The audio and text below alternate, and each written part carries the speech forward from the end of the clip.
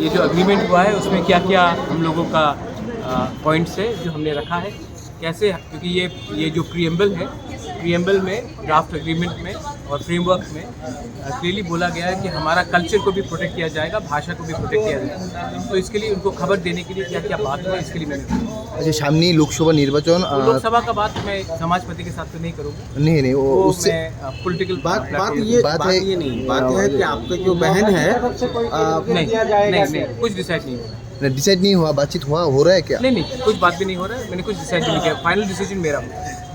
कब तक होगा कुछ? वो मैं डिसाइड करूंगा कब मेरा फाइनल डिसीजन होगा, लेकिन कोई डिसाइड नहीं। नज़दीक में ही तो इलेक्शन है। हाँ? नज़दीक में ही तो तो इलेक्शन। नज़दीक के पहले ही होगा डिसाइड। Thank you.